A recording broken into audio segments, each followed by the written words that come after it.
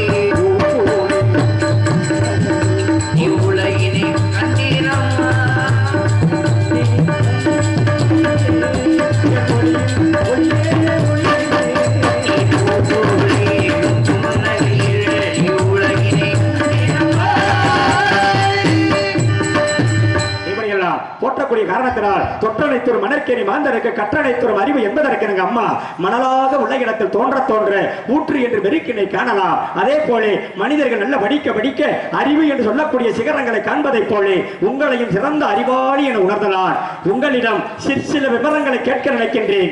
என்ன வந்தவுடனே அவருக்கு நாரதருக்கு ஒன்றும் தெரியாம நம்மளிடம் கேட்க நினைக்கின்றாரு. அப்படி என்று கொஞ்சம் சிந்தையில் வைத்திராம என்ன இந்த இடத்துல அற்புதமான அருமையான உங்களை சந்தித்ததுல அம்மனுடைய சந்தித்தால ரொம்ப நாளைக்கு பின்னால ஒரு கோடி புண்ணியம் ஆகையினாலதான் புண்ணிய நடுவரையாம் பொதிகை கிரியிலிருந்து கண்ணிடை ஒருசான் கொன்று கணிசமிக வேகுணர்ந்து ஆகுறது மிகுந்தோன் பெரு விரலில் 24 கோல் ஒன்று உண்டாக்கி குறித்திடும் இந்த அளவு மேடையினுடைய நோக்கத்தை தொட்டு இந்த இடத்துல நாம பேசலாம். அப்படி என்று கேட்க நினைக்கிறேன். கேட்கலாமா அம்மையே என் அண்ணமைகளே? கேள்வி கேட்கிறாரு சாதாரண ஆளா இருந்தா கேளுங்கன்னு சொல்லலாம். நாரத முனிவர் இல்லையா? ஏன்னா இப்ப நாங்கெல்லாம் மனித பிறவி சொல்லுவாங்கல்ல, மனிதர்கள் மனிதர் உண்டு, மனிதர்கள் தெய்வம் உண்டு, மனிதர்கள் மாணிக்கம் உண்டு, மனிதர்கள் மிருகம் உண்டு. இப்ப காலையில போய் யாரும் போய் சேவலையை கூப்பு பொழுது விடிஞ்சு போச்சுன்னு சொல்லி கொடுக்கறது இல்ல. புறாவுக்கு ஒழுக்கம், புலிக்கு பாய்வதற்கு, கழுதைக்கு பொறுமை, குதிரைக்கு வேகம், ஆமைக்கு அமைதி, குரங்குக்கு பிடிவாதம், சிங்கத்திற்கு கர்ச்சனை, மானுக்கு மானம், நரிக்கு தந்திரம், எருதுக்கு உழைப்பு, எறும்புக்கு சுறுசுறுப்பு, பாம்பருக்கு படம் எடுத்து ஆட, மயில் குயில் பாடுது, மயில் ஆடுது, இதெல்லாம் இயற்கை. அதாவது வேலையை அதை ஒழுங்கா செஞ்சது. ஆனா மனிதன் மட்டும்தான் கற்றும் பிறர் சொல் கேட்டும் இன்னும் முழுமையான மனிதனாக வாழ புரிந்து கொள்ளவில்லைன்னு உங்களை மாதிரி பெரிய மனுஷங்க எங்களை மாதிரி மனிதர்களை பத்தி சொல்றாங்க. அப்ப நானே அறியாமையிலே மூழ்கி இருக்கும் ஒரு சாதாரண மனித பிறவை. என்கிட்ட விவரம் கேட்கிறவரு ரொம்ப பெரிய ஆள், நாரத மகாமுனிவர். என்ன நாரதர் இல்லாத ஒரு புராணமோ இதிகாசமோ இல்ல நாரதருக்கு தெரியாத ஒரு விஷயமோ எதுவுமே கிடையாது. அவ்வளோ ஒரு பெரிய ஆள். அப்ப அவ்வளோ பெரிய ஆளு ஏன்கிட்ட விவரம் கேட்கணும் அப்படின்னா எனக்கு புரியல. என்ன சொல்லுவாங்க இல்லையா, படிச்சு கிட்டவன் உண்டு, படிச்சே கெட்டவன் உண்டு, படிச்சுக்கிட்டு இப்படித்தான் வாழணும் அப்படின்னு வாழ்ந்து காட்டினவர் தர்மரு, படிச்சாலும் வாழ தெரியாம வாழ்ந்து கெட்டு போனவர் துரியோதனே அப்படின்னு சொல்றது உண்டு. ஏன்னா துரோணாச்சாரியார் என்ன பண்ணாரு, மகாபாரதத்துல தர்மனையும் துரியோதனை கூப்பிட்டு 2 குடிசையை காமிச்சு இந்த குடிசை நிறைய யாரு என்ன பொருளை வைப்பீங்களா வைங்கன்னு போயிட்டார். மறுநாள் வந்து திறந்து பார்த்தாரா நிறைய வைக்க சொன்னாரு. அப்படின்றதுக்காக துரியோதனை பூரா வைக்கோலா அள்ளி அன்னைக்கு வச்சிருந்தேன், வைக்கலாம். அடுத்து தர்மனுடைய குடில திறந்து பார்க்கும் போது அந்த குடிசையிலே ஒரே ஒரு விளக்கு மட்டும் எரிந்து அந்த வெளிச்ச வீடங்கு நிரம்பி இருந்ததா. அப்ப நிறைய வைக்க சொன்னாரு அப்படின்றதுக்காக இவர் வச்ச பொருள் வேற, அவர் வச்ச பொருள் வேற. அப்ப அவருடைய குணாதிசயத்தை அந்த விஷயம் காட்டும் அப்படின்னு துரோணர் நம்பினாரு. அது மாதிரி விவரம் கேட்கக்கூடிய நீங்க விவரம் தெரிஞ்சவரே அப்புறம் என்கிட்ட கேட்கணும். அம்மா உங்களுடைய எனக்கு தெரியாம நான் கேட்க நினைக்கல. நீங்க யாரு, என்ன பேரு, ஏன் வந்தீங்க, எதற்கு வந்திருக்கிறீங்க அப்படி எனக்கு தெரிந்திருந்தாலும் உன்னுடைய தீண்டமிழால் கேட்க வேண்டும். அது கண்டு எனது மனமாகப்பட்டது புலகாங்கிதம் அடைய வேண்டும் என்ற நோக்கத்தோடு தான் என கற்றார் காமருவதை போல இந்த இடத்துல வந்து 2 புலவன் சேர்றேன் அப்படின்னா அப்பதான் அந்த 2 புலவன் ஒரு சபையில சேர்றான்னா அதான் சொல்லியிருக்கான். தவத்துக்கு ஒருவர், தமிழுக்கு 2, குணத்திற்கு 3, சமத்திற்கு 4, சகலத்திற்கு 5. பச்சை பகை எடுக்கணும், வழி தெரிஞ்சவன் போகணும், உப்பு திண்டவன் தண்ணி குடிக்கணும், தப்பு செஞ்சவன் தண்டனை அனுபவிக்கணும். இப்ப செய்யலன்னு எப்பவும் செய்ய முடியாது, அப்ப செய்யலன்னு அப்ப என் காலத்திலையும் செய்ய முடியாது. சுக்குக்கு மிஞ்சின மருந்தும் இல்ல, சுப்பிரமணியனுக்கு மிஞ்சின கடவுளும் இல்லைன்னு. அதை போலதான் இந்த இடத்துல வந்து நான் ஏன் சொல்றேன் அப்படின்னா இந்த இடத்துல வந்து அற்புதமா தமிழை பேசணும்னா 2 புலவன் சேர வேண்டும். அப்ப சொல்லுவாங்க, நான் சொன்னேன் இல்லையா, சுக்குக்கு மிஞ்சின மருந்தும் இல்ல, சுப்பிரமணியனுக்கு மிஞ்சின கடவுளும் இல்ல. இன்னைக்கு பாத்தீங்கன்னா முருகனுக்கு எத்தனையோ கோவில்கள் உண்டு, படை வீடுகளும் உண்டு. ஆனா வருஷம் பூரா முருகனுடைய தேர் ஓடக்கூடிய இடம் எந்த இடம்? எல்லா ஊர்லயும் முருகனுக்கு திருக்கோவில் இருக்கு. ஆனா வருஷம் பூரா முருகனுடைய தேர் இழுக்கக்கூடிய ஆலயம் எதுன்னா பழனி. அந்த பழனியில தான் வருஷம் 365 நாள் தேர் வந்து இழுத்து வருவாங்களாம். ஏன் அப்படின்னு கேட்டீங்கன்னா அந்த பகுதியில வந்து குமரேச முதலியார் அப்படின்னு சொல்லி ஒருத்தர் இருந்தார். இந்த குமரேச முதலியாருக்கு குழந்தை கிடையாது. அப்ப குழந்தை இல்லாத ஒரு காரணத்தினால அந்த பழனியிலே பழனி முருகன் மேல ரொம்ப பிரியமா இருந்த சாது சுவாமிகள் அப்படின்னு ஒருத்தர் பழனியிலே இருந்தார். இவர் தினமும் முருகனை பார்க்காம உணவு உண்ண மாட்டாரு, முருகனை நினைக்காம வாழ மாட்டார். அவ்வளோ பெரிய முருகனுடைய பக்தர், பழனி முருகனுடைய பக்தர். அப்ப அவர்கிட்ட போய் இந்த முருகேச முதலியார் என்ன கேட்டாரு, சுவாமி எனக்கு எல்லா செல்வங்களுமே இருக்கு, எத்தனையோ தான தர்மம்லாம் பண்றேன், நல்லதெல்லாம் செய்கிறேன், ஆனா எனக்கு பிறகு இந்த நல்லதை செய்யறதுக்கு எனக்குன்னு ஒரு வாரிசு இல்லை, எனக்கு பிள்ளை இல்லை, அதை இந்த முருகன் எனக்கு கொடுக்கலையே, அதுக்கு நான் என்ன செய்யணும் அப்படின்னு கேட்கும்போது அந்த சுவாது சுவாமிகள் சொன்னாரா, கொஞ்ச நேரம் அமர்ந்த நிலையில இருந்துட்டு முருகன் வீட்டில் இருக்கக்கூடிய இந்த மலை, இந்த பழனி மலை, இந்த பழனி மலைக்கு பாலாபிஷேகம் செய்யினாரா. அப்ப என்ன பண்ணாரு இந்த முருகேச முதலியாரு, பழனி மலைக்கே பாலாபிஷேகம் பண்ணாரா. இந்த மலை ஊரா நினைச்சா பாலாபிஷேகம் பண்ணி, ஏன்னா பெரிய கோடீஸ்வரன், பெரிய பணக்கார செல்வேந்திரன். அப்ப என்ன பண்ணாரு, அப்படி பாலாபிஷேகம் செய்து எண்ணி 10வது மாசம் அவருக்கு குழந்தை பிறந்துருச்சு. அப்ப குழந்தை பிறந்தோன்னு சந்தோஷம், இத்தனை வருஷமா குழந்தை இல்லை, இப்ப முருகனுடைய அருளால நீங்க சொன்னபடி எனக்கு குழந்தை பிறந்துருச்சு, இந்த பழனி முருகனுக்கு நான் என்ன பண்ணணும் நீங்க சொல்லுங்க அப்படின்னும் போது, எப்படி குழந்தையே இல்லாத உனக்கு இந்த முருகனுடைய அருளாலே குழந்தை பிறந்ததோ அது மாதிரி இந்த பழனிமலை முருகன் கோயிலுக்கு ஒரு தங்க தேரை செஞ்சு கொடுப்பான்னு சொன்னாராம். அவரால் செய்யப்பட்டதுன்னா இன்னைக்கு பழனி மலையில் இருக்கக்கூடிய தங்க ரதம் யாரால? முருகேச முதலியாரால். அந்த முருகேச முதலியாரால் செய்யப்பட்ட அந்த தங்க ரதம் எப்படி அவருக்கு இல்லாத, அதாவது அவருக்கு குழந்தையே இல்லை அப்படின்னும் போது அந்த முருகனுடைய அருளாலே குழந்தை கிடைச்சிச்சா, அது மாதிரி இங்கிருந்து செல்லக்கூடிய பக்தர்கள் அவங்களுக்கு என்ன இல்லைன்னு முருகன்ட்ட கேட்டார். அந்த தேரை இழுத்து சுத்தி வரும்போது அவங்களுக்கு அது கிடைக்கும் அப்படின்னு ஒரு ஐதீகம் இன்னைக்கு உண்டு இல்லையா? அருமையான விளக்கம், அற்புதமான விளக்கம். என்ன இப்படி பேசக்கூடிய வார்த்தைகளை, ஒவ்வொரு வார்த்தைக்கும் ஒவ்வொரு உயிர் ஊட்டக்கூடிய ஒரு தன்மை உங்களிடம் இருக்கின்ற காரணத்தினாலதான் முருகனை பத்தி பெருமையா சொன்னீங்க. அதே நேரத்தில் வந்து முருகன்னா யாரு, முருகப்பெருமானுடைய தன்மை என்ன, என்ன சுக்குக்கு மிஞ்சின மருந்தம் இல்ல, சுப்பிரமணிய கடவுளுக்கு மிஞ்சின தெய்வம் இல்லை என்ற உலகத்துல என்ன சொல்லி வைத்திருக்கிறார்கள். ஆனால் அதே நேரத்துலதான் அந்த முருகனுடைய என்ன காக்கும் கடவுள் யாருன்னா மகாவிஷ்ணு, அழிக்கிறவர் யாருன்னா ருத்திரண்ட சிவபெருமான், அதே நேரத்தில் படைக்கிறது யாருன்னா பிரம்மதேவன். என்ன இந்த அருளல் என்று போற்றக்கூடிய முருகன் வந்து அழிக்கிறாரா, காக்கிறாரா, இல்ல உருவாக்குறாரா, அவர் என்ன வேலையை செய்யறாரு, அது ஒரு புறம். அதே நேரத்தில் இந்த இடத்துல வந்து முருகனுக்கு வந்து வாகனம் வந்து மயில் வாகனம். அந்த முருகனுக்கிட்ட தான், முருகன் காலடியில தான் மயில் இருக்கு, அதே முருகன் காலடியில தான் இந்த சர்ப்பம் என்ற பாம்பும் இருக்கு. இது ரெண்டுமே முருகன் பாதத்தில் இருக்குன்னா காலடியில் இருக்குன்னா ரெண்டுமே அவருக்குள்ள ஐக்கியம் தானே.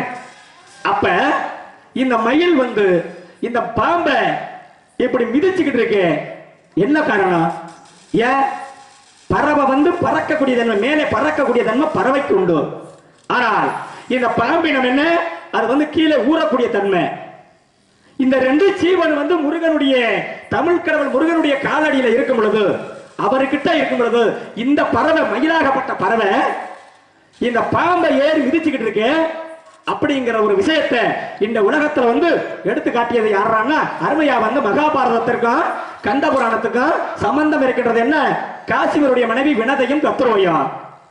இந்த ரெண்டு பெண்களும் குளத்தில் நீராடி கொண்டிருக்கும் பொழுது அப்பதான் இளையவ மூத்தவளை பார்த்து சொன்னாலாம், அவள் குளித்திருக்கக்கூடிய அந்த நதி கரை மேலே கரை ஓரமாக அருமையான ஒரு வெள்ளை உச்சைச்சிரமம் என்ற குதிரை மேய்ந்து கொண்டிருக்கிறது. இந்திரனுக்கு சொந்தமான குதிரை.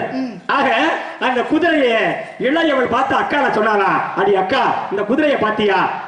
இவ்வளவு வெண்மையான இந்த குதிரை வெண்மையா இருந்தோம், இந்த குதிரை வாழ்புறத்துல ஒரு மச்சம் இருக்குது பாத்தியா அப்படின்னு தங்கச்சி அக்காட்ட சொல்ல. அப்பதான் அக்கா சொன்னாலா, அப்படி ஒன்றும் இல்லையடி, என்ன நீ பொய் சொல்றியே அப்படின்னு சொன்ன உடனே நல்லா உற்று பாருவே என்ற வார்த்தை நேரத்துல தங்கச்சி சொல்வதை போல அந்த குதிரைக்கு வாழ்புறத்தில் மச்சம் இல்லை. இப்படி ரெண்டு பேரும் நீரிலே குளித்துக் கொண்டிருக்கக்கூடிய நேரத்தில் ஆதவன் என்ற சூரியன் மறைந்து விடுகிறார். அப்பதான் இளையவள் சொன்னாலா, அக்கா மறுமுறை இந்த நீரிலே நம்ம குளிக்கும் பொழுது இதே இடத்துல இந்த குதிரை மேய்ந்திருந்தா அந்த குதிரை வாழ்புறத்தில் மச்சம் இருக்கிறதாக நான் சொன்னேன், நீ இல்லைங்கிற. ஆனா நீ இல்லைன்றதை போல அது உண்மையாக இருந்தா உமக்கு நான் அடிமை, இல்ல நான் சொல்வதுதான் உண்மை என்றால் நீ எனக்கு அடிமை என்று அந்த நீரிலே அக்காலும் தங்கையும் சபதம் பண்ணுகிறார்கள். மறுமுறை அந்த நீரிலே வந்து நீராடுகிறார்கள். அப்பதான் அந்த இளையவள் கத்துருவை பெற்ற பிள்ளைகள் தான். யாரு? கத்துருவை பெற்ற பிள்ளைகள் தான் பாம்பினங்கள். வினத பெற்ற பிள்ளைதான் கருட பகவான் பறவை இனங்கள். அப்பதான் இந்த கத்துருவை பிள்ளைகளை பார்த்து, அப்பா உங்க பெரியம்மாவுக்கு எமக்கு ஒரு போட்டி, அதுல நான் வெல்ல வேண்டும், வெற்றி அடைய வேண்டும் அப்படின்னு பாம்பினங்களை எல்லாம் கூப்பிடும் பொழுது, நான் முடியாதம்மா, நீங்க பண்ணுன சபதத்துக்கு நாங்க கட்டுப்பட மாட்டோம் அப்படின்னு ரச்சகன் என்ற ஒரு பாம்பாகப்பட்டவன் வர்றேன். அப்பதான் என்ன பண்ற, இந்த தாய் சொல்விக்க மந்திரம் இல்லை என்ற காரணத்தினால் அந்த குதிரையுடைய வாழ்புறத்துல ஒரு வடுவாக மச்சமாக காட்சி அளிக்கிறான். யாரு கண்ணுக்கு? வினதையின் கண்ணுக்கு. அப்பதான் பார்க்கிறா, அக்கா பாத்தியா நீ என்னமோ இல்லை நீயே இப்ப பாத்தியா அப்படின்னு உடனே, உண்மைதான் தங்கச்சி அப்படின்ற உடனே அன்றில் இருந்து வினதை கத்துருவைக்கு அடிமை. இப்படி வெகு காலங்களாக இருக்கும் பொழுது இந்த வினத பெற்ற பிள்ளைதான் அருணனும் கருடனும் பறவையினங்கள். அப்பதான் அந்த இளையவள் கத்துருவை பெற்ற பிள்ளை தான் பாம்பினங்கள். இந்த பாம்பினங்கள் எல்லாம் இந்த கருடனை பார்த்து என்ன சொல்றாங்க, அண்ணா நீங்க மேலே பறக்கக்கூடிய தகுதி உற்றவர், ஆகையினால நாங்க ரெண்டு பேரும் சின்ன மாமக்கள் பெரிய மாமக்கள் அல்லவா, அதனாலதான் என்ன வாயு மண்டலம், வரண மண்டலம், குபேர மண்டலம், இப்படி ஒவ்வொரு மண்டலங்களாக அடியே நாங்க பார்க்கணும்னா ஆசையாக இருக்கிறது என்று சொன்ன உடனே, வாருங்கள் தம்பி அப்படி என்று அந்த கருடன் என்ன பண்ற, ஒவ்வொரு பாம்பினங்களை எல்லாம் தோள்பட்டையில வைத்து ஒவ்வொரு மண்டலங்களாக காட்டுகிறார். முடிவிலே சூரிய மண்டலத்தையும் பார்க்கணும் அப்படின்ற உடனே அங்கே போகும் பொழுது வெப்பம் தாங்காம ஒவ்வொரு பாம்பினங்களாக பூமியில விழுகிறார்கள். அப்பதான் இவனும் பார்த்தான், இவங்களை எல்லாம் இப்படி நம்ம தூக்கி தூக்கி சுமக்கிறோமே, நமக்கு விடுவி காலமே கிடையாதா என்று தெரிந்த கருடன் என்ன பண்றார், தன்னுடைய சிற்றனையிடம் கத்துருவையிடம் கேட்கிறார், அம்மா எங்களுக்கு விடுதலையே கிடையாதா, இப்படி உங்களிடமே அடைப்பாமே நாங்க இருப்போமா அப்படின்னு கேட்ட உடனே தான், வேற ஒன்றும் இல்லப்பா, தேவேந்திரன் இருக்கக்கூடிய தேவாமிர்த கலசத்தை உங்க தம்பிமார்களிடம் கொண்டு வந்து கொடுத்து விட்டு நீங்க உங்க அம்மாவை நீங்க அடிமைத்தனத்தை தீர்த்துக் கொள்ளுங்கள் அப்படின்னு சொன்ன உடனே கருடன் இந்திரன் கிட்ட இருக்கக்கூடிய தேவாமிர்த கலசத்தை கொண்டு வருகிறான்.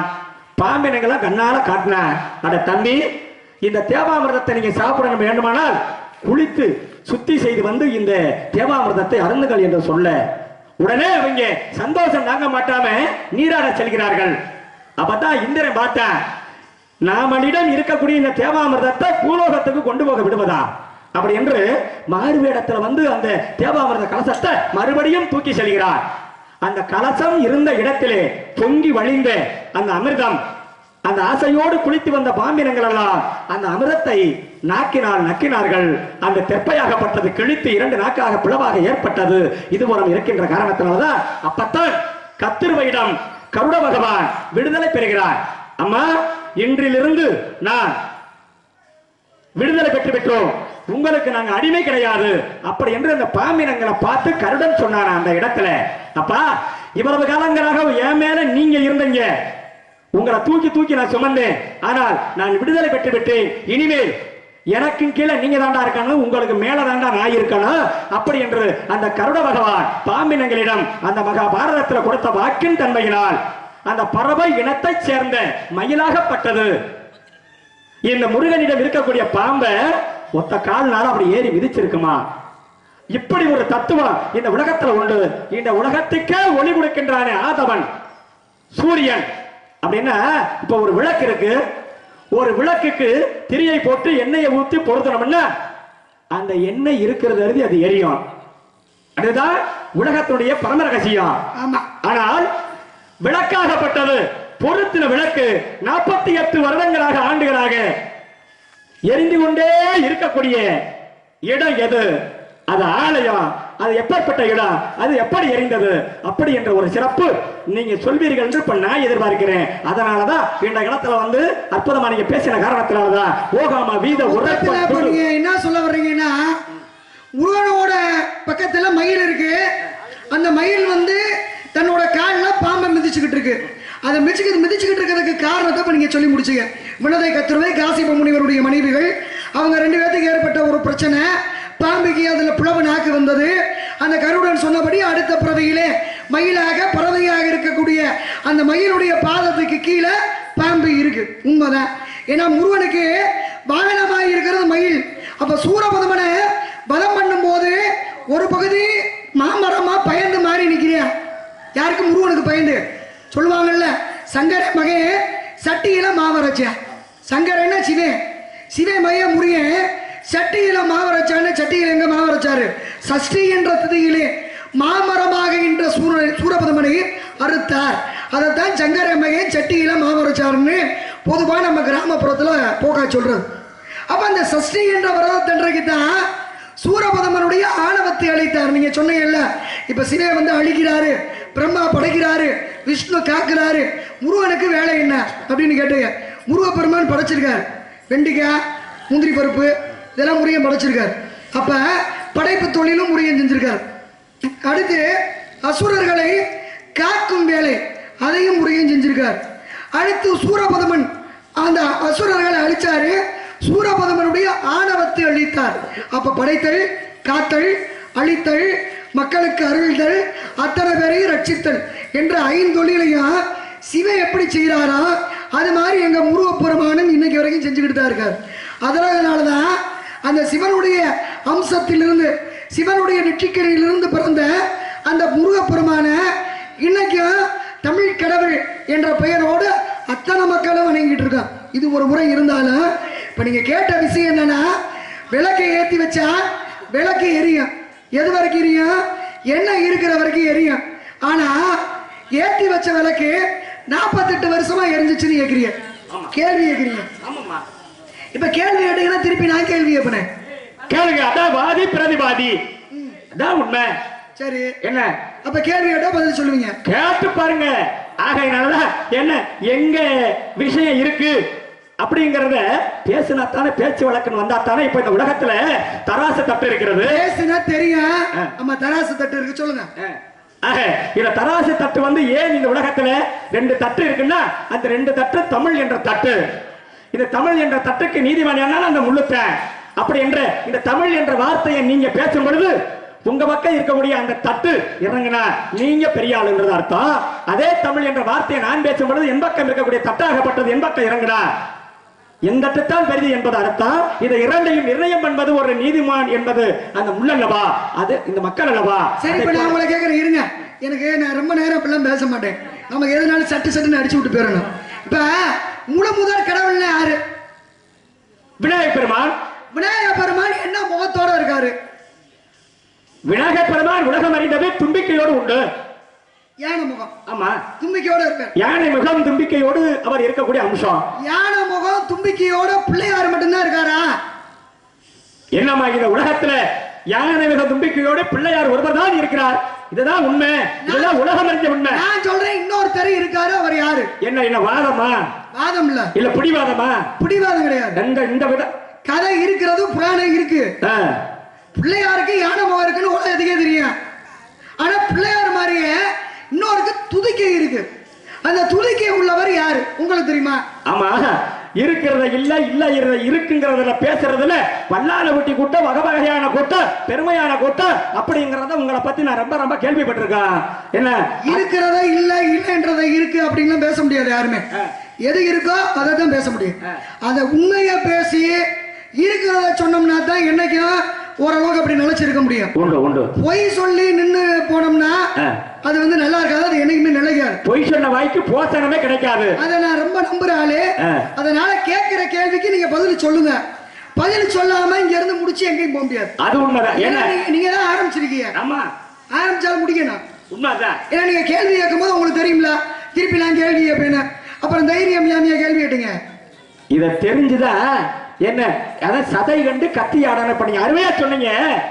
உலகத்துல பிள்ளையார் தான் யானை முகத்தோட உள்ளவர், தும்பிக்கையோட உள்ளவர், முழுமுதற் கடவுள். அவரை போல உலகத்துல இன்னொருவன் யாரு இருந்தா? தும்பிக்கையோட இருந்தது யாரு? அதுதான் என்னோட கேள்வி. இப்ப நீங்க கேட்டீங்க ஏத்தி வச்ச விளக்கு என்ன இருக்கிற வரைக்கும் தான் எரியும். ஆனா 48 வருஷம் ஏத்தி வச்ச விளக்கு எரிஞ்சிச்சு எங்க அப்படின்னா நம்ம மதுரை மீனாட்சி அம்மனுடைய கோயில்ல தான். எப்படின்னு கேட்டீங்கன்னா வேற்று மதத்தினர் நம்ம மதுரையை சூழ்ந்த ஒரு நேரம்.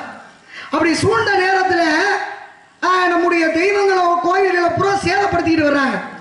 அப்ப நம்ம மதுரை மீனாட்சி அம்மனுடைய ஆலயத்தில் இருக்கக்கூடிய சொக்கநாதரை சேதப்படுத்தலாம் அப்படின்ற எண்ணத்தோட உள்ள படையெடுத்து வர்றாங்க.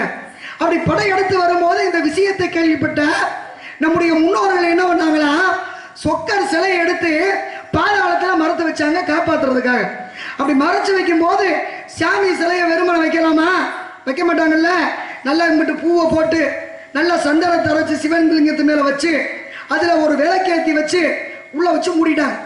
மேல வேற ஒரு சிவலிங்கத்தை செஞ்சு வச்சுட்டாங்க. வந்தவங்களுக்கு தெரியுமா நம்ம சொக்கநாதர் யாருன்னு? அவங்களுக்கு தெரியாது, வேற மதத்துக்காரங்க இல்லையா. அப்ப அவங்களுக்கு தெரியாம அவங்க வந்துட்டு போயிடுறாங்க. அப்ப இந்த விஷயத்த இன்னொருத்தருக்கு வரும் சந்ததிகளுக்கு தெரியப்படுத்தினா தானே தெரியும். அப்ப 48 வருஷத்துக்கு பிறகு கம்பன்னர் என்று சொல்லக்கூடியவருக்கு இந்த தகவல் வருது. அப்ப 48 ஆண்டுகளுக்கு பிறகு இந்த கம்பன்னர் என்று சொல்லக்கூடியவர் மீண்டும் மதுரையிலே நம்முடைய ஆதிக்கம் வரும்போது இந்த விஷயத்தை கேள்விப்பட்டு அந்த பாதாளத்தில் இருக்க சிவலிங்கத்தை எடுக்கலாம் அப்படின்னு திறந்து பார்க்கும்போது அதிசயம் இருந்துச்சா. என்ன அதிசயம்? அன்னைக்கு அரைச்சு பூசின சந்தனம் காயல, அன்னைக்கு கொட்டி வச்ச பூவு வாடல, 48 வருஷத்துக்கு முன்னாடி ஏத்தி வச்ச விளக்கு அமரல. இது எங்க இருந்துச்சு அப்படின்னா நம்ம மதுரை மீனாட்சி அம்மனுடைய ஆலயத்துல தான், சொக்கர் சன்னதியில தான் 48 வருஷமா ஏத்தி வச்ச விளக்கு அமராம இருந்துச்சு. சரிதானே? அருமையான விளக்கம். என்ன உண்மையிலேயே நீங்க வந்து உண்மையை சொல்லும் பொழுது ஏற்றுக்கொள்கிறேன். அதே நேரத்தில் வந்து 48 ஆண்டுகளாக அணையாமல் இருந்த விளக்கு அங்க மட்டும்தான். என்ன அது அற்புதமான ஒரு வரலாறுலே வந்து ஒரு இடம் பெற்ற இடம். நீங்க நல்லா படிச்ச பெண்ணா. அதே நேரத்தில் இப்ப கையிலையில் ஒரு விளக்கு இருக்கு, அதுவும் அணையாமத்தான் இருக்கு, அதுவும் விளக்குத்தான். என்ன அந்த விளக்குக்கு பேர் என்ன? பஞ்சாட்சர பரணி என்பது விளக்கு. என்ன பஞ்சாட்சர பரணி அப்படின்னா இது வந்து தமிழாக்கமா சமஸ்கிருதமா? தமிழாக்கமா இருந்தது, சமஸ்கிருதத்தில் இருந்தது.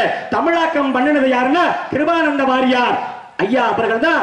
ஒரு சொற்பொழிவு ஏற்றும் பொழுது அதே மதுரையிலே மீனாட்சி அம்மன் கோவிலிலே இந்த பஞ்சாட்சர பரணி என்ற ஒரு வார்த்தையை தமிழாக்கம் பண்ணி ஒரு பட்டன் கேட்கிறேன். ஐயா பஞ்சாட்சர பரணி என்று சொல்கிறீர்களே, திருவண்ணாமலையில் அணையாமல் எரிகின்ற அந்த விளக்குக்கு இப்படி ஒரு பேர் ஒன்று சொல்றீங்களே, அதற்கு தமிழாக்கமே இல்லையா அப்படிங்கும் பொழுது அவர்தான் தமிழாக்கம் பண்ணி காட்டினாராம் கிருபானந்த வாரியார். சொற்பொழிவு ஆட்டும் பொழுது அதே மீனாட்சி அம்மன் கோவிலிலே அதுவும் அணையாமல் எரியக்கூடிய ஒரு பஞ்சாட்சரம் என்றா என்ன சிவனுடைய நாமோதயம் வந்து அப்பேற்பட்ட சிவாய நம என்ற 5 எழுத்து மந்திரம் என்று போற்றக்கூடிய அந்த ஒரு கருத்து. ஆனால் அருமையா நீங்க கேட்டீங்க இல்லையாப்பா, விப்ரதன் என்ற ஒரு வேடுவன் உங்க இனத்தை சேர்ந்தவன். அவன் என்ன பண்ற? அவருடைய தன்மையை களவாணிப்பைய, கொள்ளைக்காரன், கொலைகாரன், வழிப்போக்கர்களை கொள்ளையடிச்சுத்தான் அவன் சிவராயம் என்பது அவருடைய வழக்கம். அப்ப ஒரு நாள் ஏன் பார்க்கணுமா? அப்பதான் என்ன பண்ணுகிறான்? ஒரு சாமியார் அவன் கண்ணுக்கு தட்டப்படுகிறார். அந்த சாமியாரை விரட்டுறான். சாமியாரை விரட்டின உடனே அந்த சாமியார் இவனுக்கு பயந்து மிரண்டு ஓடுகிறார். ஓடி ஒரு மறைஞ்சிடறாரு. அப்ப அந்த சாமியார் விரட்டின களைப்புல இந்த வேடுவன் என்ன பண்றான்? ஒரு மரத்தின் நிழலில் போய் ஓய்வெடுக்கிறான். நிழலுக்கு போய் அப்படி அண்ட போற அந்த நிழலிலே இன்னொரு முனிவராகப்பட்டவர் அங்க நிஷ்டையிலே அப்படி தவநிலையிலே இருக்கிறார். அப்படி இருக்கும் பொழுது அப்பதான் இந்த வேடுவர் என்ன பண்ற, இந்த சாமியாரை போய் அங்கிட்டு இங்கிட்டெல்லாம் சுத்தி வந்து இங்கே அமர்ந்திருக்கிறானே அப்படின்னு வாளை எடுத்து ஓங்கி வெட்ட போறேன். அப்படி வெட்ட போற நேரத்துல அந்த முனிவன் கண் முழித்து பார்க்கிறான்.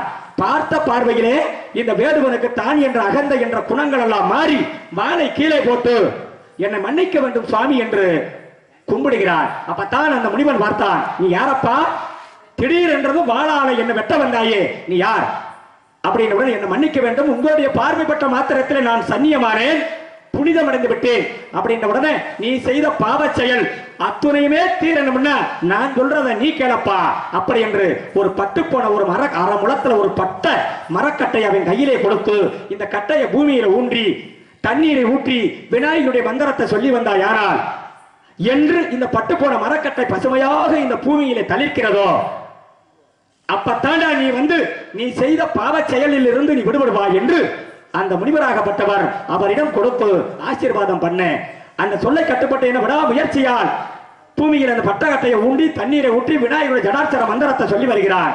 1000 ஆண்டுகள் கழித்து அந்த பட்டுப்போன மரக்கட்டை பசுமையாக தளிர்க்கிறது. அப்பத்தான் ஞானத்தில் உணர்ந்த அந்த முற்கால முனிவராகப்பட்டவர் அங்கே வருகிறார்.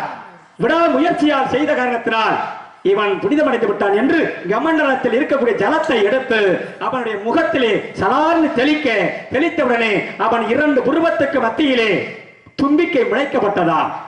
2 தும்பிக்கை மத்தியில் பட்டதனால்தான் அன்றிலிருந்து அவனுடைய நாமோதயத்தை முற்கல முனிவர் புருசுண்டி முனிவா என்ற நாமோதய பெயர் சூட்டி இந்த மண்ணுலகிலே சில காலங்களாக வாழ்ந்து முடிவு கட்டத்திலே என் விநாயக உலகம் வந்து அடைவா என்று வாழ்த்தினார் முற்கல முனிவர். வேடனாக இருந்த விப்ரதனாக இருந்த புருசுண்டி முனிவராக மாறப்பட்டவன் வந்தா விநாயகனை போல தும்பிக்கையோடு வாழ்ந்தவன் இருந்தவன். நீங்க கேட்டதற்கு கேள்வி, விநாயக புராணத்திலே முற்கல முனிவருடைய ஆசீர்வாதத்தில் விற்பதன் என்று சொல்லக்கூடிய வேடுவனாகப்பட்டவன் புருசுண்டி என்ற முனிவராக மாறிய கதை அவருக்கு தான் துதுக்கி இருந்தது. இப்ப நீங்க சொன்னீங்க அருமையா, கிருபானந்த வாரியாராகப்பட்டவர் அன்றைக்கு அந்த பஞ்சாட்சர பரணி என்று சொல்லக்கூடிய அந்த தீபத்திற்கு விளக்கம் சொன்னார். அது கையிலே எரிந்து கொண்டிருந்தது அப்படின்ற ஒரு அருமையான ஒரு கருத்தை எடுத்து சொன்னீங்க. அது எப்பவுமே எரிஞ்சுக்கிட்டு இருக்க ஒரு விளக்கு இருந்தாலும் இப்ப மதுரை மீனாட்சி அம்மனுடைய ஆலயம் அப்படின்னு எடுத்துக்கிட்டோம்னா உள்ளுக்குள்ள 108 பிள்ளையார் இருக்காருன்னு சொல்றாங்க இல்லையா? 108 பிள்ளையார். ஆனா எல்லா பிள்ளையாரும் கும்பிடுறான். ஆனா ஒரே ஒரு பிள்ளையாரை மட்டும் போகும்போது கும்பிடணுமா, திரும்பி வரும்போது கும்பிடக்கூடாதா? எந்த பிள்ளையாரு? முக்குரணி பிள்ளையார் இல்லையா? ஏன் முக்குரணி பிள்ளையாரை கும்பிடக்கூடாது? அந்த முக்குரணி பிள்ளையார போகும்போது கும்பிட்டோம்னா வரம் கொடுப்பாராம், திரும்பி வரும்போது கும்பிட்டோம்னா நம்ம வாங்கின வரத்துப்புறம் திருப்பி அவர் வாங்கிடுவாராம். இது ஒரு முறை. அதனால முக்குரணி பிள்ளையார போகும்போது தான் கும்பிடணும், திரும்பி வரும்போது கும்பிடக்கூடாது அப்படின்னு சொல்லி ஒரு முறை உண்டு. அதே மாதிரி எடுத்துக்கிட்டீங்க அப்படின்னா அந்த முக்குரணி பிள்ளையார கூட திருமலை நாயக்கர் அரண்மனை கட்டுறதுக்கு மண்டு தோண்டினார் இல்லையா? வண்டு ஒரு மாரியம்மன் தெப்பக்குளம், அந்த தெப்பக்குளத்தில் தான் கண்டெடுத்தாங்க அப்படின்னு கூட சொல்றது உண்டு. ஏன்னா மீனாட்சி அம்மனுடைய ஆலயத்தில் இன்னைக்கு அந்த பொற்றாமரை குளத்தில் திருவள்ளுவரால் எழுதப்பட்ட 1330 திருக்குறளும் அந்த தெப்பக்குளத்தை சுற்றி எழுதியிருக்கிறதா சொல்றாங்க. ஏன்னா உலகத்தினுடைய எழுதியிருக்காங்க. ஏன்னா உலகத்தினுடைய பொதுமறை என்று போற்றக்கூடிய திருக்குறள் அரங்கேற்றம் பண்ணது எங்க அப்படின்னா அந்த பெருமையும் நம்முடைய மதுரையவே சேரும் இல்லையா? மதுரையில தான் தமிழ் வளரக்கூடிய இடம் அல்லவா? அப்பேற்பட்ட பொற்றாமரை குளத்துல தானே அப்பேற்பட்ட அந்த குறளைக்கு அரங்கேற்றம் பண்ணக்கூடிய தத்துவம் கிடைக்கப்பட்டது அல்லவா? ஏன்னா கடுகை துளைத்து 7 கடலை புகுத்தி குறுகத்தரித்த குறள் அப்படின்னு இடைக்காட்டு புலவர் சொல்லும் போது, இடைக்காட்டு சித்தர்ல இடைக்காட்டு புலவர் அவர் சொல்லும் போது அப்பத்தான் அவை சொன்னாங்களா, கடுகு கூட பெருசா இருக்குங்க கண்ணுக்கு தெரியுது, அணுவை துளைத்து 7 கடலை புகுத்தி குறுகத்தரித்த குறள் அப்படின்னு அவையார் சொல்லி இந்த மாதிரி சில புலவர்கள் சேர்ந்துதான் அந்த திருக்குறளை அரங்கேற்றம் செய்யறதுக்கு உதவி பண்ணாங்க. அது மட்டும் கிடையாது, இன்னைக்கு மீனாட்சி அம்மனுடைய ஆலயத்தில் பார்த்தீங்க அப்படின்னா அந்த சொக்கரு சன்னதிக்கு போகும்போது, அந்த சன்னதிக்குள்ள போகும்போது பார்த்தீங்கன்னா இடது புறம் அந்த தூணுல ஒரு சிற்பம் இருக்கும், ஆஞ்சநேயர் சிற்பம் இருக்கும், அதுக்கு எதிர்த்தாப்புல ஒரு சிற்பம் இருக்கும். அந்த சிற்பத்தை போய் கர்ப்பமாக இருக்கக்கூடிய பெண்கள் வணங்கி அதில் ஆடை அணிவித்து என்ன சாத்துனாங்க அப்படின்னா சுகப்பிரசவம் ஆகும் அப்படின்னு இன்னைக்கு மீனாட்சி அம்மன் ஆலயத்தில் ஒரு முறை உண்டு. இது நிறைய பேத்துக்கு தெரியறதுக்கு வாய்ப்பு குறைவு. ஆனா உள்ளுக்குள்ள அப்படி ஒரு விஷயம் இருக்கு. இது போக நம்ம மதுரையை சுத்தி ஓரளவுக்கு இருக்கோங்க. பிறந்த பிள்ளைய 30 நாள் கழிச்சு மீனாட்சி அம்மன் கோயில எங்க தூக்கிட்டு போவாங்க?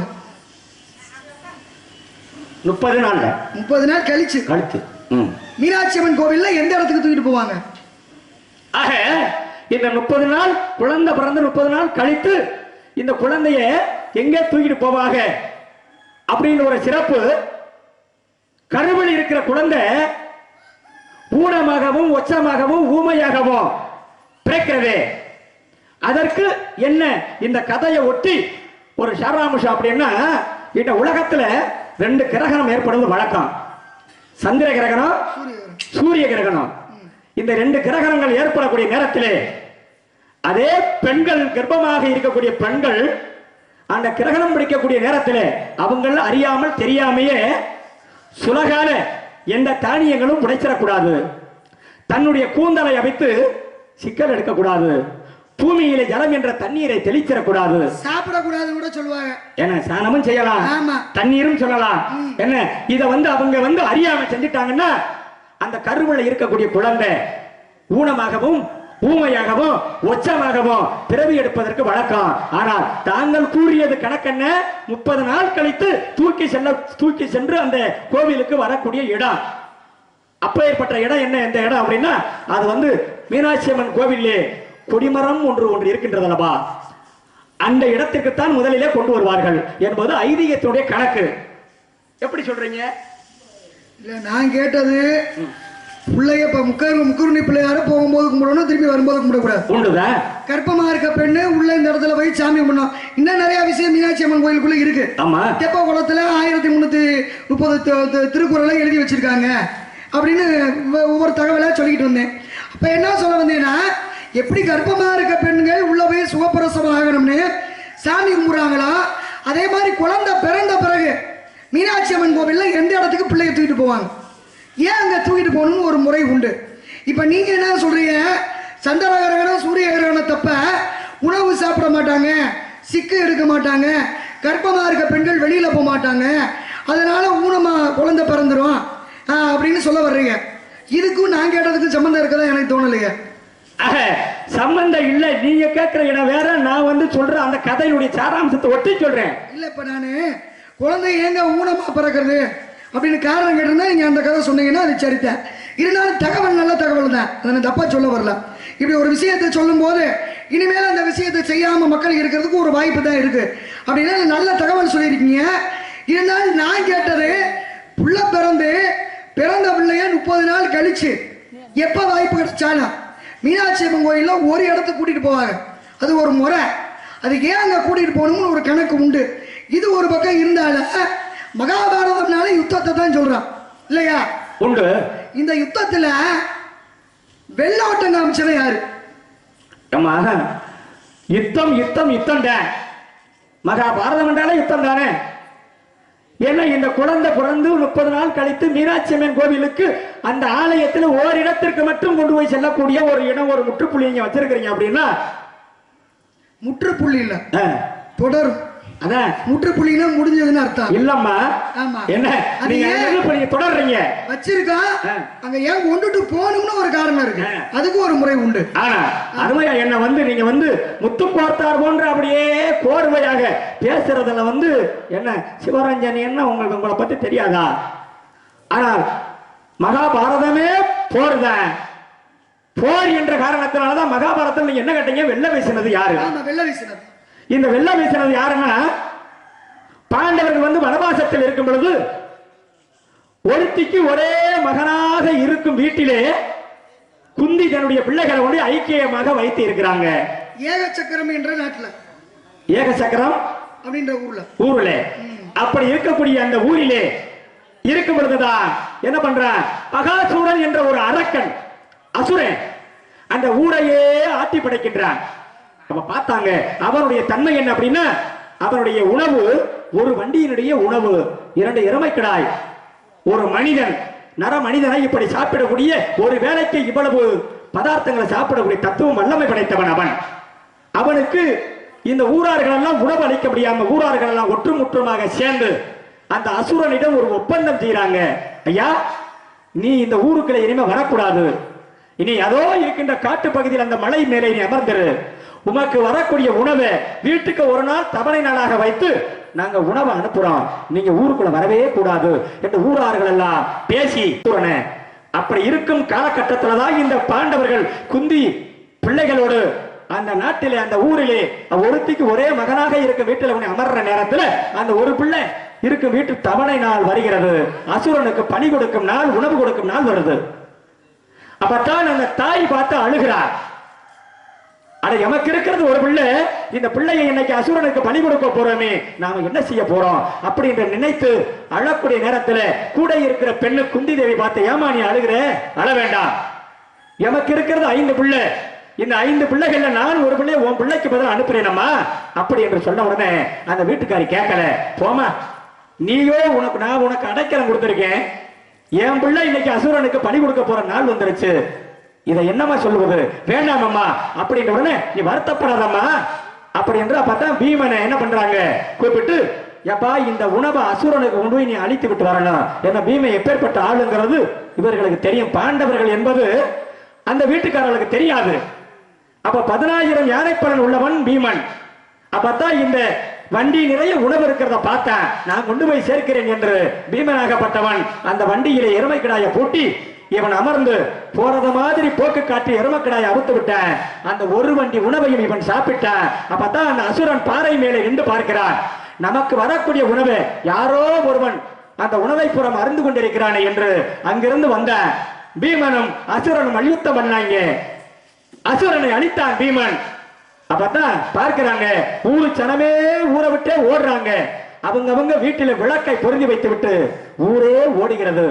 யாரோ வழிபோக்கன் வந்தவர்களை அனுப்பியிருக்க, குயவன் வீட்டில் இருந்தவன். ஆக அரக்கன் இன்னைக்கு ஊரையை ஆட்டி படைக்க போற என்று தெரிந்துதான். அப்பதான் இந்த பீமன் என்ன பண்ற, அரக்கன் அழிச்சிட்டேன் என்று வாய் மூலமா கூப்பிடுற, ஒருத்தருக்கும் காதில் கேட்கல. அப்பத்தான் ஒரு வெள்ள துணியால இப்படி அழைத்து, யார் ஓடாதீர்கள், அரக்கனை அழித்து யாரும் போகாதீர்கள் என்று அன்று மகாபாரதத்தில் பீமனாகப்பட்டவன் என்று வெள்ளை வீசி மறைத்தான். இதுதான் மகாபாரதத்துடைய சிறப்புடைய கதை. நீங்க கேட்டது ஆமா. அப்படி ஊர் ஊரா ஓடும் போது பீமன் கூட சேர்ந்து ஓடினானா. அப்ப கிருஷ்ணன் கேட்டார, ஏண்டா நீ தானே அவனை கொண்ட, நீ ஏடா சேர்ந்து ஓடுறனால. அப்பதான் சொன்னாரா, ஊர் ஓடும் போது ஒத்து ஓடணும், நாடு ஓடும் போது நடுவ ஓடணும் அப்படின்னு ஒரு பழமொழியோட சொல்லு. அந்த சொல்லின் பிரகாரம் அதான் இந்த வெள்ள வீசினது எங்க மகாபாரதத்துல அப்படின்னு சொன்னா, பீமனாகப்பட்டவர் அந்த பகாசூரன் என்று சொல்லக்கூடிய அசுரனை அழிக்கும் போது வீசினார். இப்ப அருமையா 4 பேர் போன பாதையில போகணும், 4 பேர் மெச்ச வாழணும். இந்த 4 பேர் போன பாதை எது? சேக்கிரார் அழகா எழுதிய பெரிய புராணத்தை பத்தி அருமையா சொன்னீங்க. வந்த உடனே என்ன ஆரம்பத்தில் நீங்க சொன்னீங்க அல்லவா, இந்த பெரிய சேக்கிரார் எழுதியதுல இந்த 4 பேருக்கு மட்டும் முக்தி கொடுத்தாரு. 63 நாயன்மார்கள் அப்பர், சுந்தரர், திரு ஞானசம்பந்தர், மாணிக்க வாசகர், இந்த 4 பேருக்கு மட்டும் அவர் கொடுக்கக்கூடிய சிறப்பின் காரணம் என்ன? இல்ல நல்லா யோசிச்சுதான் பேசுறீங்களா? ஆமாம்மா. நீ சொன்ன சரிதானா? என்ன நீங்க இப்ப சொல்றதெல்லாம் தப்பு இல்லையா? என்ன சேக்கிரார் எழுதுனது பெரிய புராணம். பெரிய புராணம் அதுல 4 பேரு, அப்பர், சுந்தரர், மாணிக்க வாசகர், திருஞான சம்பந்தர். அப்பர்னா யாரு? அப்பர்னா யாரு? அவர் ஒரு உண்மையான ஒரு பக்தன், சிவபக்தன் தான். யார் அவர் பேரு என்ன? அப்பரை யாரு சொல்றான்? அப்பர், சுந்தரர், திருஞான சம்பந்தர். திருஞான சம்பந்தர் அம்மாட்ட சக்தி கிட்ட சீர்காழியில 3 வயசு குழந்தையா இருக்கும் போது பால் குடிச்சார். மாணிக்க வாசகர் நம்ம திருவாத ஊருக்காரு. சுந்தரமூர்த்தி நாயனார் அங்க திருநாவலூர்ல பிறந்தவர், சோழ நாட்டுல. இந்த அப்பர் சொன்னீங்கல்ல, அவர் யாரு? அந்த அப்பர் அவர் 4 பேர்ல இடம் விடலையா? இடம் பெற்றார். நீங்க சொன்னதை நான் மறுக்கல. சரி, என்கிட்ட ஒரு விஷயத்தை நல்லா புரிஞ்சுக்குங்க. உண்மையை சொல்லும் போது அந்த உண்மை மறுக்கப்படாது. அதுவும் இது ஒரு சாதாரண ஒரு விஷயம் தான், விஷயம் பெரிய விஷயம். ஆனா நீங்க சொல்ற ஒரு விஷயம் சாதாரண விஷயம் தான். 4 பேர் சமய புறவர்கள் அப்படின்றது தெரிஞ்சது இல்லையா? அதுல போய் அப்பர் இல்லைன்னு நான் எப்படி சொல்ல முடியும்? அதான் சொல்ல நான் யாரு? அப்பர்ன்றவர் யாருன்னு கேட்டேன். அப்பர் என்பது அவர் ஒரு சிவபக்தன் தான். திருப்பி அதையே சொல்லிக்கிட்டு இருக்கீங்க. ஏன்னா அந்த காலி அப்பர்னா யாரு? என்னம்மா, என்ன அப்பர்னா யாருன்றது உலகம் அறிந்த உண்மைதான். தானே. அவர் யாருன்னா அவர் ஒரு ஆண்மகன் தான். ஆம்பளை. அப்புறம் அவர் ஆம்பல் இல்லாம அவர் என்னன்னு சொன்னேன். அப்புறம் அப்பர்னா யாருன்னா அப்பர்னா அவர் ஒரு சிவபக்தனமா, என சிவனுடைய அடியாராக அவன் இருக்கப்பட்டவனமா. அப்பர் என்றவர் ஒரு சிவனடியாரு, சிவபக்தரு. அவர் ஆம்பளை, பெரிய சிவத்தொண்டெல்லாம் செய்தாரு, அதெல்லாம் உண்மைதான். அப்பர் என்றவர் வேற யாரு? அவர் உலகத்துல சொல்லணும்னா வேற என்ன சொல்லுவான்? வேற அவர் எந்த விதத்திலும் அவரை சொல்வதற்கு வாய்ப்பு கிடையாது. நீங்க எப்படி சொல்றீங்க? வேற பேரு, வேற பேர் எனக்கு தெரிஞ்சது அக்பர். அப்படி என்ற பெயர் தான் நான் எனக்கு தெரிந்தது. அக்பர் இல்லங்க. அக்பர்னா இஸ்லாமியர்களுக்கு அக்பர்னு பேர் வைப்பாங்க. அது ஒரு தெய்வத்தினுடைய பேரு. அதுக்கு அவங்களுடைய இதுல பெரிய வரலாறுகள் கதைகள்லாம் உண்டு. அது இருக்கு.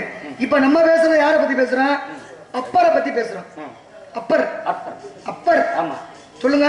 அப்பர். ஏங்க அக்பர் இல்லங்க, அப்பர். ஆமாம்மா, தமிழ் என்ற வார்த்தையை உச்சரிக்கணும் அதுல. சரி, அதான் அப்பருக்கு வேற என்ன பேர் இருக்குன்னு கேக்குறேன்.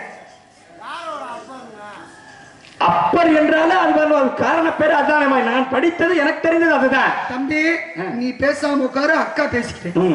சரியா? ஓ சர்வா அக்கா பேசுறேன், நீ இரியா. நீங்க சொல்லுங்க. ஏன்னா இப்ப ஒரு அருமையான ஒரு நீங்க சொல்ற நல்ல தகவல்களை நான் ஏத்துக்கிறேன் இல்லையா, அதை நான் மறுக்க கிடையாது. இப்ப நீங்க என்ன கேட்டீங்க? 63 நாயன்மார்களிலே அப்பர், சுந்தரர், மாணிக்க வாசகர், திருஞான சம்பந்தர் என்று சொல்லக்கூடிய இப்ப ஒரு விஷயம் சொல்லியிருக்கேன். அப்பர் என்றது பேரு என்னன்னு கேட்டிருக்கேன், அதை அப்படியே வச்சுக்கோங்க. இப்ப அடுத்து என்ன கேட்க வரேன்னா, அப்பர், சுந்தரர், மாணிக்க வாசகர், திருஞான சம்பந்தர் இந்த 4 பேரை சேக்கிலார் எளிய பெரிய புராணத்துல இவங்களுக்கு மட்டும் இப்ப ஒரு பெரிய இடம் கொடுத்திருக்காங்களே, ஏன்றதான் உங்களோட கேள்வி இல்லையா? இதை மறுக்கிறீங்களா? மறுக்கல. மறுக்க கிடையாது. நீங்க சொன்னது இதுதான். இப்ப நான் என்ன கேட்கிறேன்னா, இந்த 63 நாயன்மார்களை பத்தி சேக்கிலார் எழுதுறாருன்னு சொன்னீங்கல்ல, அதுல நீங்க சொன்ன 4 பேர் வர்றாங்களா? கிடையாது.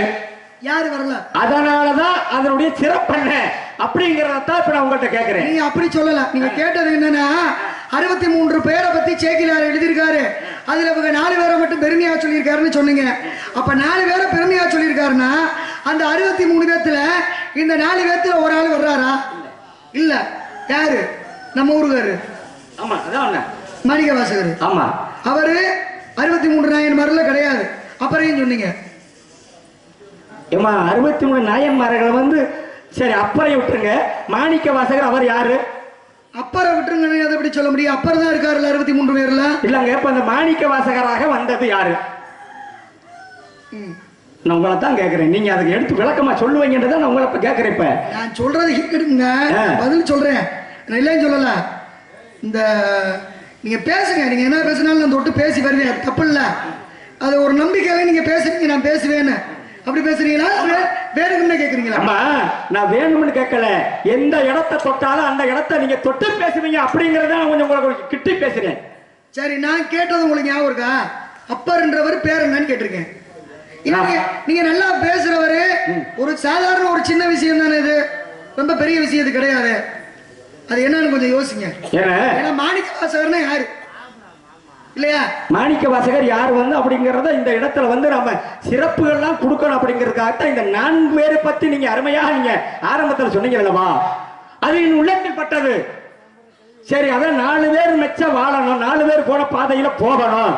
அந்த 4 பேர் மெச்சனா மாதா பிதா குரு தெய்வம் என்று சொல்லக்கூடிய 4 பேர் மெச்சணும். அம்மா, அப்பா, நம்ம வாத்தியாரு, அதுக்கப்புறம் சாமி. சாமிக்கு நியாயமா மனுஷன் நடக்கணும். இதான் 4 பேர் மெச்சணும். 4 பேர் போன வாத இப்ப நம்ம பேசுற விஷயம் தான். இதுல நீங்க 63 பேர்ல மாணிக்க வாசகரை சொன்னீங்க. அவர் 63 பேர்ல வரமாட்டாரு, அது ஒரு கதை இருக்கட்டும். இப்ப மாணிக்க வாசகர் யாருன்னா, நம்ம மதுரையில திருவாத ஊர் அப்படின்ற ஊர்ல சப்புபாத சிறுதர் என்று சொல்லக்கூடியவருக்கும் சிவஞான வதியார் என்ற பெண்ணுக்கும் பிறந்தவர் தான் மாணிக்க வாசகர் இல்லையா? யாரு? அரிமத்த பாண்டியன் இடத்துல அமைச்சரா இருந்தவர்.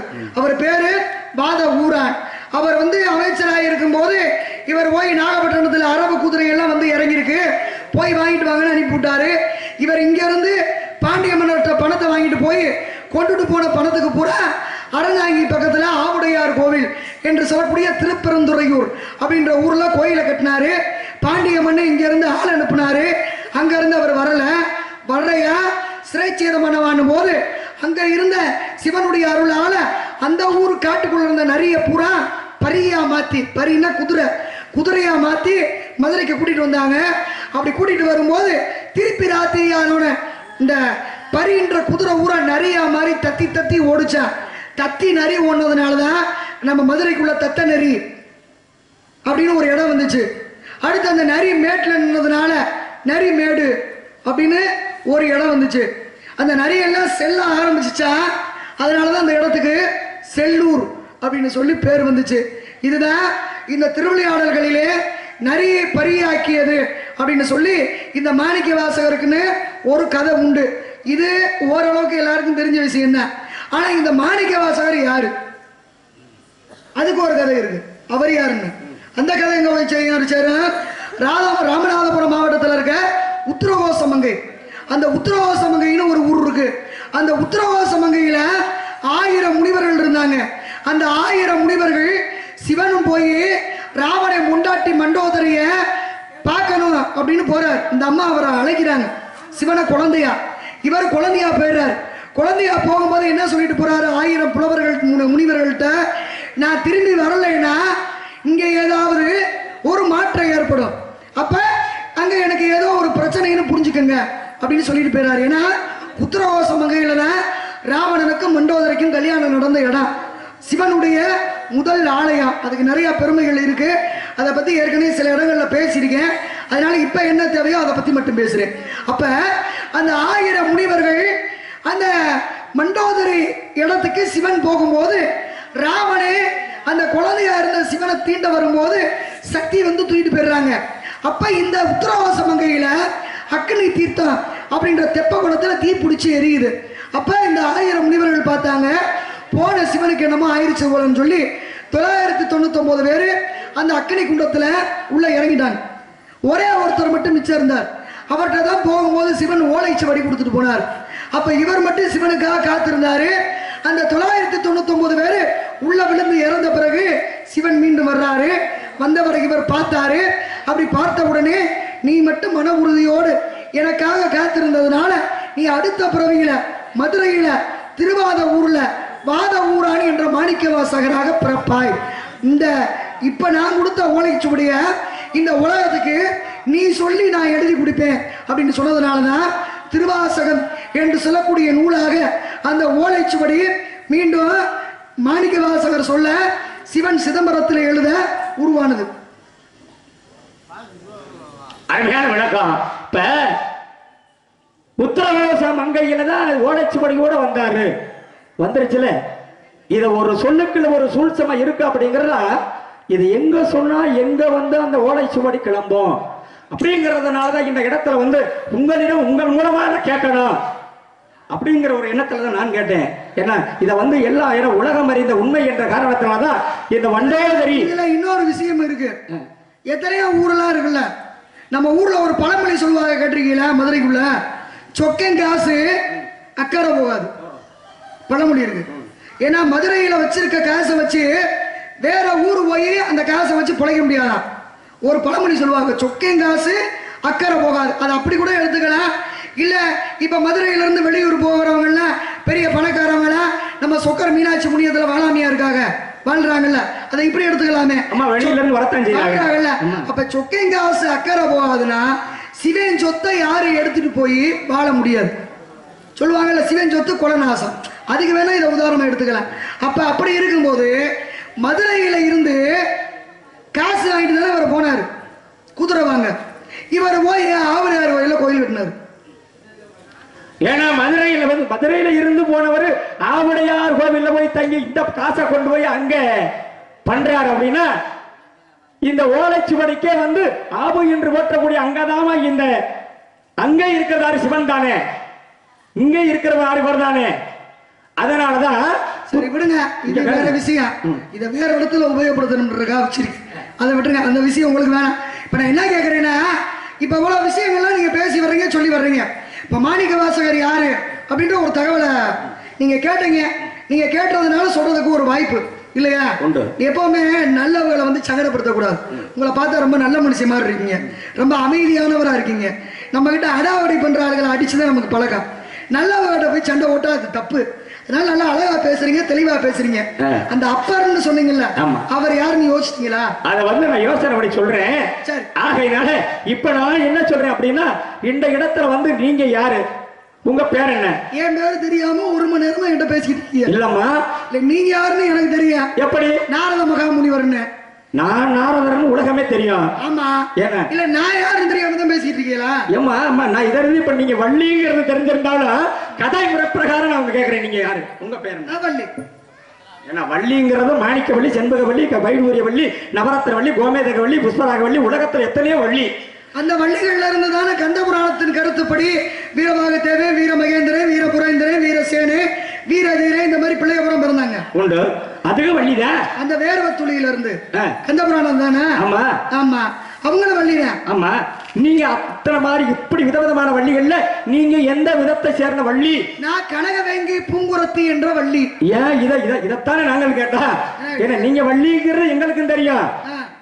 கனகவேங்கை அப்படிங்கிற இந்த நாமோதயம் உங்களுக்கு எப்படி வந்தது? உங்களுக்கு யார் சூட்டினது? எங்க அப்பா சொன்னார். எங்க பிள்ளைகளுக்கு பேர் வைக்கிறது அப்பா கடமைங்க. அவர் வேங்கை மரத்துக்கு அருகாமையில இருந்து என்னை கண்டெடுத்தாரா. கனகம்னா தங்கம். தங்கம் மாதிரி எங்க அப்பா என்னை நினைச்சு எடுத்திருக்காரு, புதையல் மாதிரி. அதனால கனகவேங்கி பூங்குரத்தின்னு பேர் வச்சிருக்காரு. அப்ப இதை சொன்னாத்தானே கதை அம்சப்படாத இந்த பேரை சொல்லணும்ல. மொத்த வள்ளி அப்படியே எத்தனை வள்ளி இருக்காங்கல்ல. ஆகையினால ஏங்க எல்லாரும் பேர் என்னன்னா வள்ளின்னு தானே சொல்லுவாங்க. நீங்க கேட்டதுனால நான் சொல்றேன். கேட்காம அப்படி சொல்ல முடியும். அதனால பசிக்கு உணவு, நோய்க்கு மருந்து, பருவத்தை பயிர் செய்யணும், காற்றுள்ள போது தூத்தணும், கதவு உள்ள போது பட்டாரன்னு சாத்திரணும். கதவே இல்லைன்னா கதவே இல்லைன்னா என்ன செய்யறது? ஏழ்மையில இருக்கவங்க என்ன பண்ணுவாங்க? ஒரு ஆடை கடையை போட்டுதான் மூடுவாங்க. மறை என்ற ஒரு திரை போட வேண்டும். ஆமா. அதனாலதான் இந்த இடத்துல வந்து வறண்ட நிலத்திற்கு தண்ணி வேணும், இருண்ட வீட்டிற்கு வெளிச்சம் வேணும், உருண்டை வடிவமான உலகிற்கு உலகிற்கு நியதி வேணும். செங்கோல் நடத்தும் அரசனுக்கு நியதி, பண்ணிற்கு இசை, பெண்ணுக்கு பொம்பளை பிள்ளைக்கு ஒழுக்கம். அதில் ஒரு பருவம் அடைந்த பெண்ணுக்கு பருவம் அடைந்த பொம்பளை பிள்ளை என்ன ஒரு அம்மா அப்பா பாதுகாப்புல இருக்கணும், அண்ணன் தம்பி பாதுகாப்புல இருக்கணும்.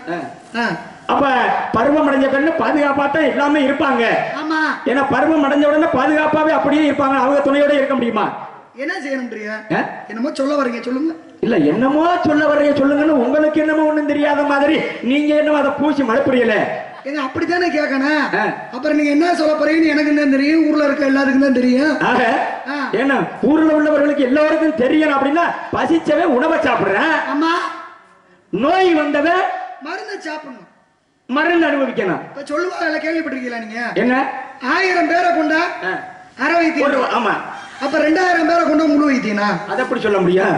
இல்ல இல்ல. ஏன்னா இப்பதான் நம்ம மருந்து ஊசி எல்லாம் போடுறோம். அந்த மாத்திரை ஊசி எல்லாம் இந்த காலத்துல. அந்த காலத்துல என்ன பூரா மூலிகை சாறு இலை வச்சுதானே வைத்தியம் பார்த்தாங்க. அப்ப 1000 வேர்கள், 1000 மூலிகை வேர்களை கொண்டவன் தான் அற வைத்தியம். அதனாலதான் 1000 வேரை கொண்டவன் அற வைத்தியம். அப்ப 1000 வேரை கொண்டவன் அற வைத்தியம் சொன்னதை நம்ம மாத்தி 1000 பேரை கொண்டவன் அற வைத்தியம். எப்படி மாத்திரம் பாருங்க, மாறி போச்சு. அதை எடுத்து சொல்ற விதத்தோட சொன்னாத்தானே அந்த கதை போய் 1000 வேரை கொண்டவன் அற வைத்தியம். 1000 வேறு. இந்த வேருக்கே முக்தி கொடுத்தால் ஒரு நேரம் ராமனே அனுமனுடைய அகந்தையை ஒழிக்கிறதுக்காக, எப்பா நீ ரொம்ப ரொம்ப அகந்தை பண்ணுகிறாயே, இவன் அகந்தையை ஒழிக்கிறதுக்காகத்தான் தலைவலி வருவதை போல நடித்தாரா ராமன் ஒரு நேரத்துல. அப்பதான் மூலிகை என ஏற்கனவே நீ மூலிகை கொண்டு வருவதில் ரொம்ப பெரிய ஆளு, இப்ப எனக்கு தலைவலி தாங்க முடியல, ஏன்னா ஏதோ ஒரு மூலிகை கொண்டு வா அப்படின்னு சொன்ன உடனே அனுமன் உடனே கொண்டு வருகிறேன் என்று மலைகளை, சஞ்சீவி மலைகளை நோக்கி போறேன். போன உடனே ஒரு மூலிகை செடி கண்ணுக்கு தென்கிறது. அந்த செடியை பிடிச்சி இழுக்கிறேன், அது வரல. அகந்தையினால ராமா என்ற மந்திரத்தை சொல்லாம அந்த செடியை அப்படி பிடிச்சா அது கைக்கு வரல. திரும்பி வந்து ராமனிடம் சொல்கிறான், ராமா ஒரு பச்சிலை மூலிகை இருந்தது, அதை புடுங்கினே என் கைக்கு வரல, என் பலமெல்லாம் உருட்டி திருட்டி செலுத்தி புடுங்கி பார்த்தேன், வை வரலையே அப்படின்னா. அப்பதான் அனுமன ராமன் திரும்ப கேட்கிறாரு, நீ என்ன சொல்லி புடுங்கின அப்படின்னு. உடனே என்னுடைய நாமோதயத்தை ராமா என்று சொன்னாயா? சொல்லவில்லையே. இனி போய் ராமா என்று சொல்லி அந்த செடியில கை வை, அந்த செடி உன் கைக்கு வரும் அப்படின்னு சொன்ன உடனே மீண்டும் மறுபடியும் அனுமன் என்ன பண்றா, அந்த செடியை போய் கை வச்சு ராமா அப்படின்னு சொன்ன உடனே அந்த செடியை கை வச்சா அந்த செடி கைக்கு வந்தது. அதுதான் நாவுறிஞ்சி என்ற ஒரு வேறு செடி என்ற காரணத்தினால் இப்படி பல வேறுகளை குன்றதுனாலதான் பற்றதுனாலதான் ஒரு வைத்தியம். அதனாலதான் இந்த இடத்துல அருமையான ஒரு அற்புதமான என ஒரு பருவம் அடைஞ்ச பெண்ணுக்கு ஒரு மணவாளன் தேவை. உங்களுக்கு பார்த்தது ஒரு மணவாளன், மாப்பிள்ளை பார்த்துருந்தீங்க. ஏன் இப்படி ஒரு வேலை உங்களுக்கு? ஏமா நீங்க யாருக்காவது கல்யாணம் பண்ணி வச்சவங்க நல்லா இருந்திருக்காங்களா? ஏன் நல்லா இல்லாம என்ன பண்ணாங்க? இல்லங்க, இப்ப ராமனுக்கு சீதைக்கு விஸ்வாமித்திரர் கல்யாணம் பண்ணி வச்சார். உண்டுதா? நீங்க இப்ப ராமாயணத்தை பத்தி சொன்னீங்க. ஆமா. சிவதனுசுன்ற பிள்ளை யாரு? என்ன போட்டி? சிவதனுசை யாரு எடுத்து நாணேற்றியவர்களோ அவங்களுக்கு தான் இந்த மனைவி பொண்ணும். இல்ல வந்து வளைக்கிறவங்களுக்கு தான் சீதை, நாணேற்றவங்களுக்கு. ராமர் என்ன பண்ணாரு? ராமர் வந்து அதை ஒடித்தாரு, ஒடிச்சு விட்டார். வளைக்கத்தானே சொன்னாங்க. ஆமா. இவர் ஏன் ஒடிச்சாரு அப்படின்னா, இந்திரனோட மகன் செயந்தேன்னு ஒருத்தன், இந்திர மகன். இவன் சீதையை காதலிக்கிறான். அப்ப என்ன பண்ணானா, விஸ்வாமித்திரர் அதாவது அயோத்தியிலிருந்து கிளம்பி மிதிலைக்கு வந்து தாடகை வதம் செய்து அகலிகைக்கு மோட்சம் தந்து அதுக்கப்புறம் தான் மிதிலைக்கு வர்றாங்க. சுருக்கமா சொல்றேன், ரொம்ப நேரம் நல்லா இருக்காது. அப்ப மிதிலைக்கு வரும்போது ராமனுக்கு சீதைக்கும் கல்யாணம் பண்ணி வைக்கணும் முடிவு பண்ணிவிட்டார். முடிவு பண்ணிவிட்டு காட்டுக்குள்ள ஸ்நானம் பண்ண போனார். அப்ப இந்திர மகன் செயந்தேன் ஒரு சாதாரண மானிட வடிவம் எடுத்து அவர் முன்னாடி சாக போற மாதிரி நடிச்சார். அவர் முடிச்சு நிப்பாட்டி ஏன்னா சாக போறேன்னார். சாமி, எனக்கு ஒரு காதல் இருக்கா, அந்த காதலை இந்த காட்டுக்குள்ள இருக்க பெரிய மரத்தினுடைய உச்சியில இருக்கக்கூடிய மலரணி எனக்கு பறிச்சு கொடுத்தா தான் உண்மையா காதலிக்கிறது அர்த்தம்னு சொல்லிவிட்டா. நான் மரத்து மேலதான் ஏறிட்டேன். கிளைய பிடிச்சிருந்தா என்னால வளைக்க முடியல. ஒரு கிளைய கூட வளைக்க தகுதியற்றேன்னா எப்படி போய் என் காதலி மூஞ்சியில முன்னாடி போய் நிற்பேன்? எனக்கு வெக்கமா இருக்கு, நான் சாக போறேன்னு. இவர் என்ன பண்ணிவிட்டார்? படக்கு நீ யோசிக்காம, வந்தவ யாருன்னு தெரியாம, யோசிக்கல, தெரியலன்னு சொல்ல முடியாதுல்ல, யோசிக்காம படகுல என்ன பண்ணாரு? கிளையை வளைக்க முடியல, சாக போற கிளை என்னடா கிளை, எதையும் வளைக்கும் தன்மையை உனக்கு நான் வரமா தர்றேன்ட்டார். இப்ப விஷயம் என்ன, எதையும் வளைக்கிற தன்மையை சயந்தே வரமா வாங்கிட்டேன். போட்டி என்ன, வில்ல வளைச்சு நாணேற்றவங்களுக்கு சீதையை கட்டி கொடுப்பான். இப்ப ராமர் வந்து வளைச்சாருன்னா அடுத்து வர வாங்கின சயந்தனை வந்து வளைப்பேன். ரெண்டு பேரும் வளைச்சா யாருக்கு அந்த மாதிரி கட்டி கொடுக்குறது? அதனாலதான் விஸ்வாமித்திரர் பார்த்தாரு, ராமர் வந்தாரு. ராமருக்கு அடுத்து அமர்ந்திருப்பவன் செயந்தேன். ராமர் வந்தவன வில்ல தூக்குனாரு. விஸ்வாமித்திரரை பார்த்தாரு. விஸ்வாமித்திரர் கண்ணை காமிச்சு ஒடிச்சிடுறான்ட்டார். ஏன்? இவர் வளைச்சு வச்சுட்டு போனாருன்னா அடுத்து அவனை வந்து வளைச்சு திருப்பி ஒரு பிரச்சனை வரக்கூடாது. ஒடிச்சு விட்டா என்கிட்ட வந்து வளைப்பியா, இதானே? அதனாலதான் வளைக்க சொன்ன வில்ல ஒடிச்சாரு. அப்ப ஒவ்வொன்றுக்கும் ஒரு காரணம் இருக்குல்ல. காரணம் இல்லாத எந்த கதையும் தோரணமே கிடையாதும்மா. அதனாலதான் இந்த இடத்துல அவன் வந்து விஸ்வாமித்திரன் சொன்ன சைக்கிளை காட்டினா ராமன் வேலையை செஞ்சான்.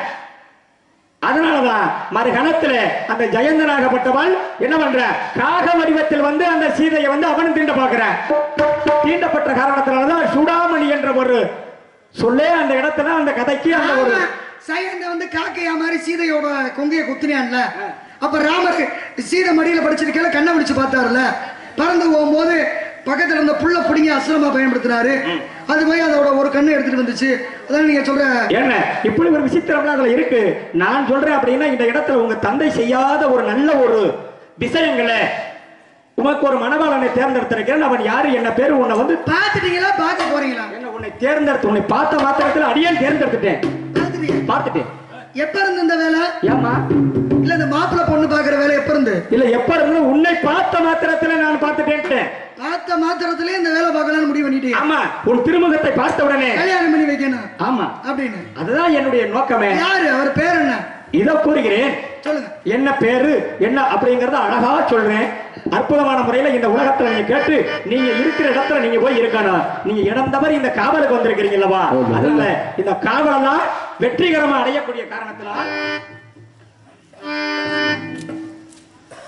குமரனுக்கு முறைமையுள்ள குமரினி கிழங்கு குளியிலே கிடந்தெடுத்த குட்டினி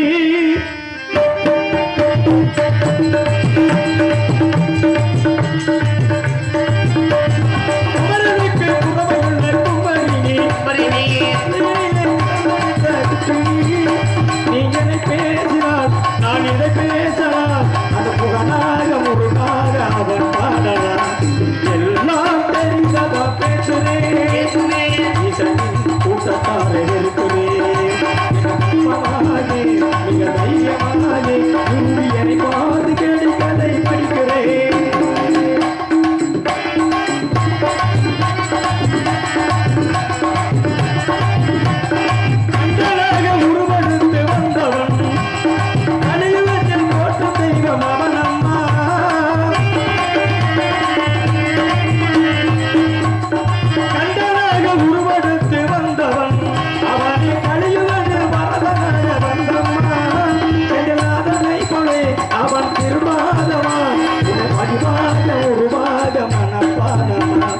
எல்லாம் தெரிந்தவா பேசுறேன் இதன் கூட்டத்தாரு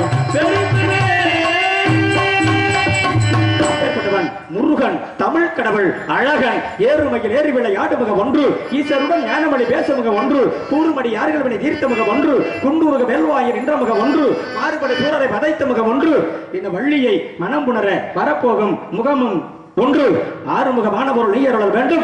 அந்த ஆதி அருணாச்சலம் முருகப்பெருமான் அமர்ந்திருக்கும் மயில் ஓரத்திலே உங்களுக்குன்னே கொஞ்சம் இடம் ஒதுக்கி வைத்திருக்கிறான். நீங்க கீழே காவல் காத்தது போதும் சரி என்று சம்மதம் சொன்னீங்கன்னா அந்த முருகனுடைய வாழ்க்கையை பக்தர்கள் எல்லாம் கண்குளிர பார்க்க வேண்டும் என்பது எனது ஆபா. ஆகையினால் அலம்பகளும் இந்த அவஸ்தையை நீ விடுத்து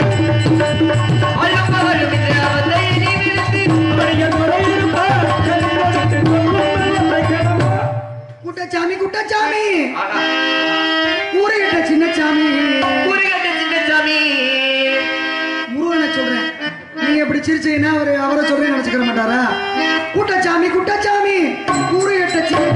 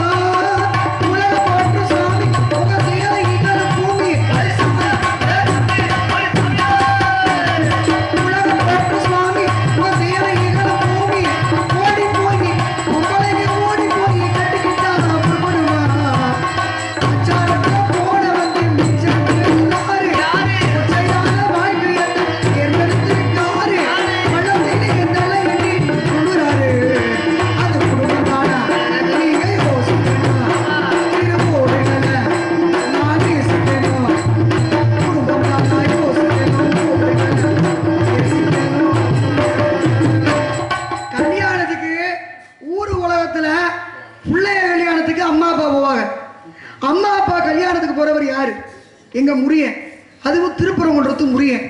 இன்னைக்கு சொக்காருக்கு மீனாட்சிக்கு மதுரையில திருக்கல்யாணம் நடக்கும்போது பவளக்கனிவாய் பெருமாளோடு சேர்ந்து திருப்பரங்குன்றத்து முருகனும் சேர்ந்து போவார் எங்க அம்மா அப்பா கல்யாணத்துக்கு. அதே மாதிரி இப்ப சமீபத்துல இவருக்கு கல்யாணம் வந்துச்சு. இவருக்கு தாங்க நீங்க சொன்னீங்கல்ல மாப்பிள்ள முருகன், அவருக்கு திருப்பரங்குன்றத்துல இப்ப தெய்வயான அம்மாவோட கல்யாணம் வந்துச்சு. அந்த கல்யாணத்துக்கு சொக்கார மீனாட்சி அங்க இருந்து இங்கே வருவாங்க. இன்னைக்கு நடக்குது. அப்ப இவ்வளவு ஒத்துமையா நல்லபடியா ஏற்கனவே ஒரு கல்யாணத்தை பண்ணி நிம்மதியா இருக்கார்.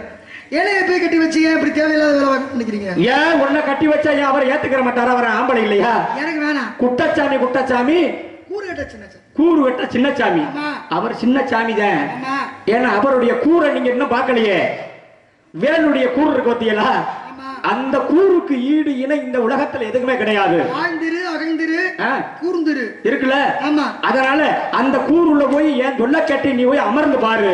கூட்டி கூட்டியா சுருக்குன்னு வருது. கூடி கொடுப்பது உங்கள் கோத்திர திருமுறையோ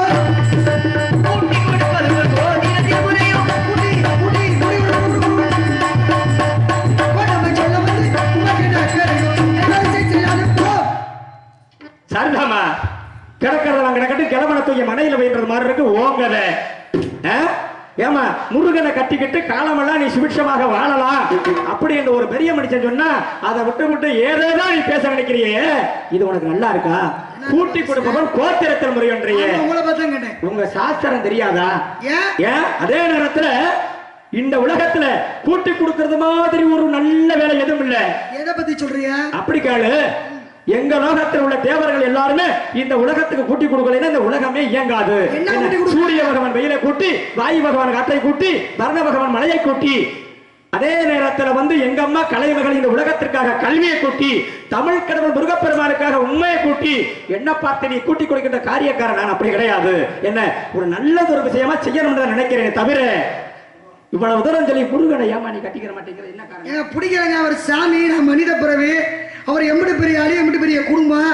அவர் பெரியாட்ட அவர் ஏற்கனவே திருமணம் புரிஞ்சவர் தான். சரி, ஓன் தலை எடுத்து ஒண்ணுக்குள்ள ஒண்ணுதான் போகணும், நீ ரெண்டாம் தரம் தான் போகணும். ஏன் உங்களுக்கே அப்படி ஒரு கெட்டெண்ணம் பிடிச்சு போய் வாழ்றீங்க? கெட்ட எண்ணம் கிடையாதுமா. வேற என்ன? என் சொல்ல கட்டி நீ அங்க அமர்ந்து பாரு. அவர் ஒருத்தர் 12 மணில இருந்து ராசம் போட்டு உட்கார்ந்திருக்காரு. என்ன தெரியல இன்னைக்கு சொல்ல மாட்டீங்களா அதெல்லாம்? சொல்லிட்டோமே. சட்டத்திலே இடம் இல்லை. ஆமா, 12 ஆகையால் மணிக்கு ராசம் போட்டு. இன்று சூரியன் மரபதற்கு முருகனுக்கு அவனை கடிமன முறையாவிட்டால் என் மார்கள் அணிந்திருப்பது பரமோடிச்சம் அல்லமா? சரி. இது சத்தியம், இது சத்தியம். உங்களுக்குமே ஒரு சிறிய என்ன நீங்க வேதனைப்பட்டீங்கல்லவா, நான் ரெண்டாம் தாரம் போக மாட்டேன்னு. அதற்காக பெரிய ஆயுதம் தெய்வ யானையா இருந்தாலும் சின்ன ஆயுதம் சிலிமுக கடை என்ற ஒரு ஆயுதம் முருகன் வைத்திருக்கிறார் அல்லவா, அவர்தான் உனக்கு கணவனாக வரப்போறான். இது சத்தியம். வருகிறேன். காத்து போயிட்டு வாங்க.